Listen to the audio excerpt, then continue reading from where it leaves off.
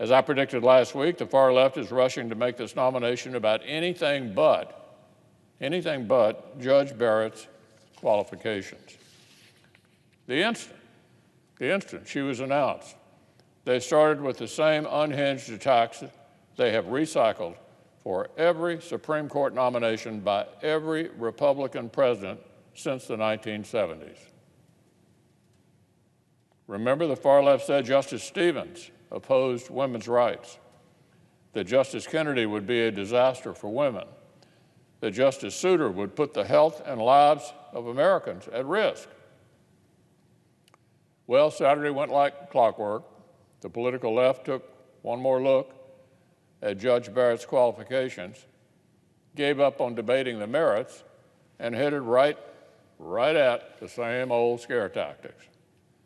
Our colleague, the Democratic leader, informed Americans that this 48-year-old working mother was going to turn back the clock on women's rights. This 48-year-old working mother was going to turn back the clock on women's rights, so said the Democratic leader. The junior senator from California said the nominee would harm millions of Americans. The junior senator from Connecticut said, quote, Amy Coney Barrett would create a humanitarian catastrophe. Well, here we go again. Here we go again. One of the pre-selected scare tactics is that Judge Barrett is out to steal Americans' health care coverage. That's the claim. This mother of 7, including multiple children who were born or adopted facing pre-existing medical challenges, is just itching to block families like hers from accessing medical care. What a joke. What a joke. When Senate Democrats were trying to attack Chief Justice John Roberts long before Obamacare even existed, they claimed he'd sought to put millions of American consumers and families at risk of losing coverage. They've been recycling these same attacks since before they even passed the law they now say they're worried about. On this occasion, their entire argument seems to come down to a technical analysis Judge Barrett put forward in a 4-year-old academic paper about one part of Obamacare, which Congress has already zeroed out in the meantime. Let me just say that again. The entire argument seems to come down to a technical analysis that Judge Barrett put forward in a 4-year-old academic paper about one part, just one part of Obamacare, which Congress has already zeroed out in the meantime. These hysterical claims collapse under the slightest examination. But sadly, they're just beginning. 3 years ago, Senate Democrats' bizarre attacks on Judge Barrett's religious faith became a national embarrassment for their side of the aisle. The senior senator from Illinois asked, now Judge Barrett, do you consider yourself an Orthodox Catholic? This was actually during a United States Senate hearing. The senior senator from California told her that, quote, the dogma lives loudly within you, and that's of concern. This was not, Mr. President, regretfully, an isolated incident. Over the past few years, multiple Senate Democrats on multiple different occasions have openly suggested that certain kinds of religious beliefs might disqualify citizens from public service.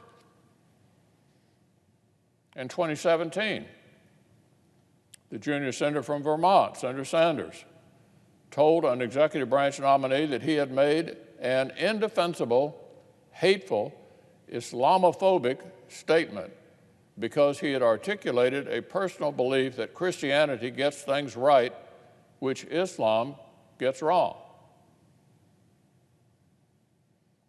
In 2018, the junior senator from California, who is now asking for America's votes to be vice president, attacked a different nominee for participating in the Knights of Columbus? The Knights of Columbus?